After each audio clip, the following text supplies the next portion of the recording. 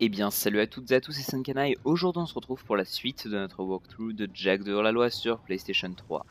Aujourd'hui, nous allons rencontrer le Sphinx, essayer de comprendre un petit peu pourquoi la hutte de, enfin, que fait la hutte de Samos ici, puisque à la fin de la dernière partie, Jack s'était un petit peu posé la question, Daxter aussi. On était arrivé, on avait traversé la ville morte avec notre Vulcano-Barrier. On était arrivé là, on n'avait pas bien compris pourquoi la hutte de Samos, c'est pas du tout notre monde, ça ressemble pas au village des sables, et pourquoi. Et Jack a proposé l'hypothèse qu'on était dans le futur en réalité.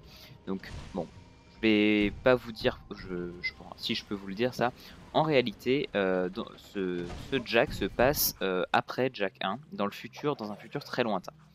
C'est pour ça que toute la ville a changé et que le village des sables, en fait, c'est devenu cette espèce de ville morte. Donc, nous allons retourner chez Thorn, histoire de voir, histoire de, voilà, de rencontrer le Sphinx, puisque Thorn nous l'avait promis, puisqu'on a quand même repoussé une attaque de Metalheads au passage, on n'a pas fait ça pour rien quand même, on n'est pas allé à la ville morte juste pour se balader, on avait quand même une attaque de Metalheads à repousser. Donc, on se dirige vers la cachette, voir ce Sphinx, essayer d'avoir un peu plus d'informations, comprendre pourquoi, qu'est-ce qu'on fait là, etc. Donc du coup, encore une fois, on retourne à la planque. Je vais vous laisser la cinématique, on se retrouvera juste après. Écoutez-la bien, elle est très importante. Le Sphinx a demandé à vous rencontrer. Pourquoi cet endroit dans les ruines est si important pour vous? La vieille maison renferme une puissante force énergétique qui attire les Metalheads. Sans blague, on a connu le type qui vivait là. C'est vous, les nouvelles recrues, qui n'arrêtez pas de vous fourrer dans le pétrin. Oh non, pas lui! Bienvenue dans l'humble mouvement des souterrains. Je suis le Sphinx, mais vous pouvez m'appeler Samos. Et vous êtes? Non, Jack, on a traversé tout ça pour retomber sur sa sainteté de papy vert avec son rondin sur la tête. Vous ne nous reconnaissez pas? Désolé petit, je vous ai jamais vu et je n'oublie jamais un visage, surtout quand il est aussi laid. Et ça commence. Comment est-ce possible? On a franchi la faille ensemble vers le futur, pas vrai? Ouais, et vous étiez beaucoup plus vieux et plus moche qu'une vieille souche pourrie. Comment ça se fait? Vous vous êtes fait lifter le portrait après notre départ? Écoutez les gars, je sais pas quel genre d'herbe vous avez mâchonné, mais j'ai pas de temps à perdre avec ça. Nous avons un baron à renverser, un jeune héritier à protéger, une invasion de Metalheads à repousser et une ville à sauver. Bref, on est débordé et puis je n'ai jamais franchi aucune faille. Je déteste les téléportations. On dirait ce vieux Samos. Pour l'instant, je voudrais que vous alliez dans l'abri forêt pour y dénicher quelques Metalheads. Cette forêt est ma source d'énergie, mais je ne peux plus la protéger. Poursuivez et éliminez tous les Metalheads éclaireurs que vous y trouverez. Bonne chance. Et surtout, bonne chasse. Ça peut paraître étrange, mais en effet, le Sphinx n'est autre que Samos. Alors pourquoi? Il s'agit tout simplement, comme je vous l'ai dit, du monde futur. On comprendra plus de ce genre de choses dans la suite du jeu. Pour le moment, Samos, le Sphinx, nous a donné une mission. Donc maintenant, la planque, ça devient le repère où, enfin, on peut avoir des missions pour Thorn, enfin, des missions à faire pour Thorn et en même temps des missions à faire pour Samos. Ça reste quand même pour le même groupe, ça reste quand même pour les souterrains. Donc nous devons aller à l'abri forêt. Donc l'abri forêt, c'est un nouveau lieu, ça se situe du côté du temple de la montagne. Donc on va emprunter le petit chemin par-dessus le marché pour y aller. On dit que tu avais besoin d'aide. À pied, tu ne pourras pas attraper ces Metalheads dans la forêt. Alors j'ai laissé mon jetboard au niveau du sas à la sortie de la ville. Puisque tu aides les souterrains, j'accepte même que tu le gardes. Et voilà, pour ce faire, notre mystérieux inconnu du stade nous a offert le jetboard. Donc, on va le récupérer au sas juste avant de passer dans le temple de la montagne. Donc vous allez voir, en fait l'abri forêt c'est un lieu que j'adore, moi, l'ambiance est vraiment super bonne là-bas. On a vraiment l'impression d'être, c'est vraiment un coin super calme quand il n'y a pas de grosses bagarres dedans, comme là on va en fait un peu foutre le dawa parce qu'on a 5 énormes Metalheads à choper. On va devoir les courser avec le jetboard. Donc du coup, on va y aller. Ça se situe de l'autre côté des jardins, comme d'habitude. On y était allé, il me semble, dans la 5e partie, dans le temple de la montagne. On avait fait d'ailleurs on avait récupéré les trois objets précurseurs. on va monter voilà ici, on prend la petite porte, on entre dans le sas et on récupère le jetboard. Wow, le jetboard est à nous. Trop de la balle.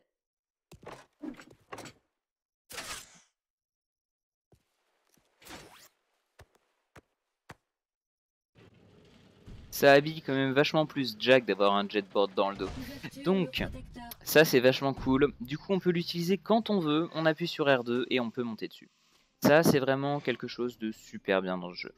Donc on va se téléporter tout en haut. Et voilà, là on voit un gros halo de couleur jaune qui nous indique tout simplement que on a une plateforme qui peut nous emmener à l'abri forêt. Donc on va y aller. On va sauter dessus directement. Et maintenant on ne peut plus bouger, on est directement envoyé en fait, la plateforme part vers l'abri forêt, donc c'est l'ouverture précurseur qui se situe par là. Donc on a une petite faille dans la roche, c'est mignon tout plein. Et voilà, là on a un petit scoreboard avec 5 métalheads à tuer sur la droite de l'écran. Et on est parti, on va devoir les courser avec le jetboard. Voilà, R2 pour monter sur le jetboard. Et on peut faire toutes les figures qu'on avait essayé dans le stade, dans la partie, je ne sais plus combien, 3 peut-être. Ouais, ça devait être la 3, parce que la 4 on sauvait Vin et tout, donc c'était la 3. Donc, on doit récupérer déjà quelques orbes, il me semble qu'il y en a 7. Le premier se situe ici. Je vais en récupérer que 6. Le 7ème, je viendrai peut-être le récupérer plus tard. Je sais pas exactement... je sais même pas si je le récupère. Je vous dirai vite fait où est-ce qu'il est, hein, si je viens à ne pas le récupérer. Donc, on a des metalheads, donc des gros metalheads volants comme ça à rattraper. Il faut les suivre avec le jetboard. Voilà, j'ellipse un petit peu parce que je mets un peu de temps des fois à les courser. Donc du coup, on a juste à les suivre, on va légèrement plus vite qu'eux. Il faut aussi jouer un petit peu sur les virages, prendre les virages à la corde, ce genre de choses, pour gagner un peu de temps, un peu de terrain. Et dès qu'on les touche avec le jetboard, Jack saute dessus et les tue. On va récupérer la gemme crânienne qui traîne, puisque je vous rappelle que gemme crânienne nous permettent d'acheter des pouvoirs pour Dark Jack, et que pour le moment on n'en a que 2, il y en a 4 en tout dans le jeu. Donc voilà, l'abri forêt est composé de deux zones. La première qui est principalement composée d'arbres, donc laquelle on met ici. Ça correspond à peu près à un tiers de la map de l'abri forêt. Si on passe de l'autre côté, on arrive dans une zone principalement composée d'eau, avec beaucoup d'orbes d'ailleurs dans l'eau. Donc là pour le moment je vais un petit peu faire la chasse aux orbes, il y en a un peu partout, voilà. On les voit hein, quand on passe au-dessus en jetboard. Par contre on est obligé de descendre dans l'eau pour les récupérer, le petit inconvénient. Donc du coup on les chope tous, il y en a beaucoup dans l'eau, hein. Ils sont pas forcément super bien cachés, mais disons qu'il faut juste penser à s'arrêter quoi. Ouais, il y en a un qui est caché là juste derrière, on va reprendre le jetboard. Et normalement je vais aller courser un metalhead maintenant, voilà celui-là. Et celui-là c'est allé assez rapidement, voilà, j'ai pris un petit virage à la corde et je lui ai tombé dessus, donc du coup je l'ai tué très rapidement. On récupère bien sûr la gemme crânienne avant qu'elle ne dépop, j'en ai maintenant 47. Ça va me permettre d'acheter un pouvoir très tard quand même, hein, parce que d'ici à en récolter 200, parce que le troisième pouvoir coûte 200, il faudra un paquet de temps. Donc on récupère encore des orbes. Le troisième metalhead se situe un petit peu au fond à droite là. Voilà, dès qu'on va monter, il va commencer à avancer. En gros, il se situe de l'autre côté, voilà, sur ce rocher là. Après, leurs positions peuvent varier un petit peu. Petite ellipse, le temps que je le rattrape, voilà, jouer un petit peu en grindant sur les troncs, etc. Histoire de, encore une fois, gagner du terrain et gagner du temps. On récupère sa gemme, on continue, il nous en reste plus que 2 à tuer, qui se situe dans la dernière partie, qui est une espèce de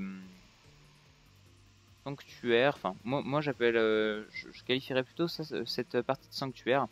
On a un énorme arbre, c'est un arbre qui va servir d'ailleurs à Samos plus tard dans le jeu pour devenir entre guillemets sage.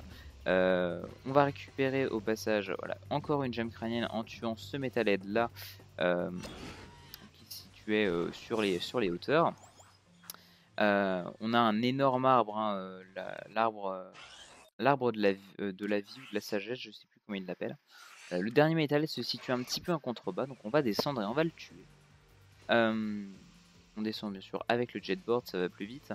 Et celui-ci, j'ai réussi à l'avoir en fait un petit peu en sautant et lui, vous allez voir comment je l'ai eu. Voilà, je suis descendu en fait et lui a fait demi-tour, donc du coup je l'ai chopé au vol. Là on a Samos normalement qui va venir nous parler, donc je vais vous laisser le petit dialogue. Excellent, les gars. Revenez à la cachette. J'ai une autre mission pour vous. Bon bah au moins ça c'est fait, on n'a pas de récompense majeure hein, avec Samos pour le moment, mais en tout cas il peut nous proposer d'autres missions, ce qui est plutôt bien. Donc on va revenir, il me semble pas que je vais aller faire sa mission tout de suite, hein. Je vais revenir, je vais aller aider Ashlyn, si je dis pas de bêtises, ensuite j'irai faire une mission pour Crew, et on s'arrêtera là. La partie est un petit peu plus courte, mais en fait parce qu'il y avait beaucoup d'ellipses, donc du coup le rush faisait une trentaine de minutes, c'est pour ça que j'avais arrêté là. Mais en dérushant, je me suis rendu compte qu'il y avait quand même quasiment 10 minutes qui partaient, donc ça fait que 20 minutes de vidéo, c'est pas trop problématique, c'est plus simple pour vous à regarder, c'est plus simple pour moi à filmer et à commenter. Donc on va reprendre cette petite plateforme qui va nous ramener tout en haut du temple de la montagne, quasiment à la sortie de la ville. Au passage on peut voir la cascade à gauche, c'est assez beau, hein. Pour l'époque le jeu date de 2003 quand même, hein. C'est un jeu, même si c'est pas des graphismes très réalistes, hein, c'est quand même du dessin pur, c'est quand même un jeu vachement beau moi je trouve. Et le moteur de jeu est assez sympa pour l'époque. C'est une espèce de GTA-like, hein, c'est quand même... C'est un des premiers jeux assez open world comme ça qui a été proposé à l'époque. Avec Jack 1, mais le 2 représente quand même beaucoup plus une ville, donc c'est beaucoup plus réaliste. On va continuer un petit peu. On va essayer de choper un véhicule quand même. On va revenir, et donc là on peut voir qu'il y a une icône rouge, donc c'est là où on va aller aider Ashlyn. On a aussi l'icône de Thorn, hein, donc ça c'est Samos qui va nous donner une mission quand on ira. Ouais, bah, j'ai un peu tapé un grenagard, donc du coup j'ai chopé l'aggro. On va avoir Crew qui va venir nous parler. Donc là je vais vous laisser le dialogue, on se retrouvera juste après. Jack, c'est Crew. Je viens de parler à ma cliente. Elle m'a dit que t'étais un pro du jetboard. Selon mes sources, une cargaison de système d'écoute Grenagard vient d'arriver au port. Personne, y compris les souterrains, ne veut de ces trucs-là. C'est pas bon pour les affaires. Saute dans un jetboard, rends-toi au port et détruis toutes les caisses Grenagard. La zone est certainement surveillée, alors fais attention. Voilà, petite mission pour Crew que j'irai faire en fin de partie. Maintenant on va se diriger dans le quartier du marché. Au passage j'ai perdu l'aggro des gardes, ce qui est plutôt bien. On va descendre, suivre l'icône rouge un petit peu là. Faire attention au jetboard, on peut renverser des gardes. Et voilà, à chaque fois qu'on renverse un garde, on prend un dégât. Donc on va se diriger par là. Et là on va avoir une cinématique bientôt avec Ashlyn, que je vais vous laisser. Donc on se retrouvera encore une fois juste après. Pour une phase de combat assez intense.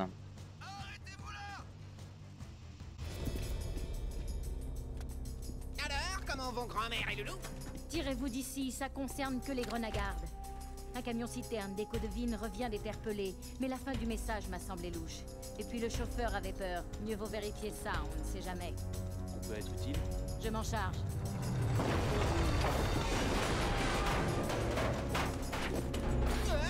Les métallèques s'attaquent! Tiens, qu'est-ce que je vous disais? Aidez-moi à buter tous ces metalheads. Et bah pas de problème Ashlyn, tant que tu demandes ça avec le sourire. Donc du coup, une cargaison d'écho est arrivée avec des metalheads à l'intérieur. Donc du coup, petite séquence, grosse action où on doit tuer un petit peu tout le monde. On tire sur tout ce qui bouge, on récupère des gemmes crâniennes, un petit peu, on utilise toutes nos armes, on se fait plaisir. Ça ressemble un petit peu à la mission hein, qu'on devait protéger Ashlyn à la station de pompage. N'oubliez surtout pas de récupérer les gemmes, puisqu'en fait on va peut-être pas pouvoir les récupérer après la cinématique. Des fois elle bug et on ne peut pas les récupérer. Donc ça reste assez court hein, quand même comme mission dans la mesure où Ashlyn nous aide. Donc, du coup celui-ci c'était le dernier, je vous laisse la cinématique. On les a tous eus. Les metalheads prennent de plus en plus de risques. On dirait presque qu'ils nous attaquent que pour tester nos défenses. Tout ça sent très mauvais. Ouais, y a pas de quoi. En même temps c'est la fille du baron Praxis, donc bon, après on se demande pas où est-ce qu'elle a appris la politesse hein. Bon, quoi qu'il en soit, on l'a aidé, on a défoncé un peu les metalheads, mais c'est vrai que c'était étrange, c'était pas non plus une grosse attaque de metalheads, hein, c'était pas un énorme chargement. C'est vrai que là, à deux, on a quand même réussi à en repousser, ils étaient quoi? Ils étaient une vingtaine, une trentaine peut-être, une vingtaine, ouais, plutôt. Donc c'est vrai que c'était un peu étrange cette attaque. pas en grand nombre, pas très méchant, mais c'est pas bien grave. Donc, on va revenir dans la station du port. Oui, bien sûr, oui. On va revenir plutôt dans la zone du port, histoire de faire la petite mission qui est un petit peu compliquée pour Crew. Magnifique backflip avec le zoomer biplace. Donc tout ça va se dérouler en jetboard. Donc on a 14 ou 15 boîtes, je sais plus, à détruire. Il faut juste passer dessus en fait avec le jetboard. Il faut bien planifier son parcours en fait, puisque faut quand même faut pas les prendre dans le désordre en fait, puisque sinon vous n'allez pas avoir assez de temps, parce que c'est quand même chronométré. À petite ellipse, on se retrouve la nuit, puisque j'ai mis un petit peu de temps avant de réussir. Voilà. Et donc du coup on commence, faut toutes les détruire. Il y en a en tout, il y en a 16 hein, si on compte celle du début. Et elles sont protégées par des espèces de pseudo-bombes, donc dès qu'on les touche, celles-ci explosent. Elles font un dégât, elles envoient valser. Après on peut toujours les activer et se barrer et sans prendre le dégât, hein. C'est toujours possible. Donc bon, le chemin que j'ai pris est un des plus simples, puisque en fait on n'a pas beaucoup d'allers-retours à faire. Là vous voyez là, celle-là qui était derrière moi, j'ai réussi, je l'ai activée, mais je me suis barré avant qu'elle explose dans la zone qui pouvait me faire des dégâts. On peut aussi commencer par là, dans la mesure où en fait dans cette petite zone là il y a 2 bombes en fait, tout simplement. Celles-ci c'est souvent celles qu'on oublie à la fin. Donc là voilà, je les ai activées. Vaut mieux se barrer, comme ça tout explose et on a la voie un peu dégagée pour revenir et défoncer la balise. On peut faire des petites accélérations comme ça en faisant des tours à 360 degrés. On gagne à chaque fois un petit peu de vitesse, donc c'est pratique comme ça pour les grandes traversées. Il me semble qu'ils appellent ça des spins, hein, si je dis pas de bêtises. Donc on continue, à chaque fois des setups différents hein, pour les bombes, sont pas forcément très compliqués, même s'ils encerclent totalement la caisse, vous pouvez toujours sauter et atteindre la caisse en sautant par dessus, donc c'est pas non plus très problématique. Voilà. Là on va quand même éviter de se faire éclater. On explose 3 d'affilée, il en reste plus que 3. Ils sont par là, ouais, il reste un peu plus de 30 secondes. Voilà, ça c'était un parcours assez bien géré, fait dans l'ordre, calme, posé. On va éclater les 2 dernières. Voilà, la dernière qui se situe pas loin du Hipog d'ailleurs. Et ensuite d'ailleurs on va y aller au Hipog pour conclure cette partie, écouter ce qu'a à nous dire Crew. Je suis même impressionné. Voilà qui devrait tenir ces grenades sans scrupules à l'écart. Où va-t-on si on ne peut même plus s'acheter un garde de temps en temps? Envoyez-nous donc.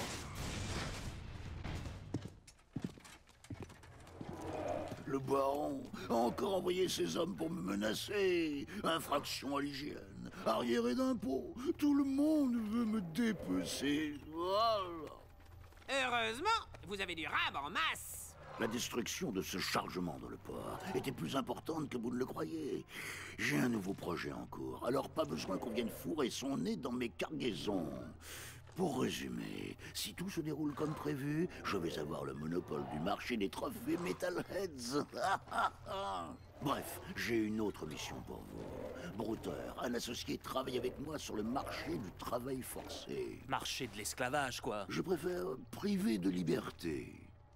Les Lurkers sont les pauvres de la ville. Bruter me paie généreusement pour l'aider à faire sortir ses congénères de la ville.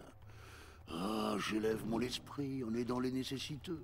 Et j'ai besoin de son argent. Les Lurkers, on les aime pas trop. Mais vous aimez les upgrades d'armes, hein? 3 véhicules Renegade emmènent actuellement des Lurkers vers un projet du baron, à l'extérieur de la ville. Détruisez les véhicules et amenez les 3 Lurkers au stand de babiole de Bruter au bazar. Je vous réserve ça pour le début de la prochaine partie, malgré le fait que j'aurais pu le faire dans celle-ci. On a au passage la contenance de nos armes qui est améliorée. Et moi je vous dis en espérant que vous avez aimé cette vidéo. Si c'est le cas, n'hésitez surtout pas à liker, vous connaissez les bails. Moi je vous dis à la semaine prochaine pour la suite. Allez, ciao ciao tout le monde!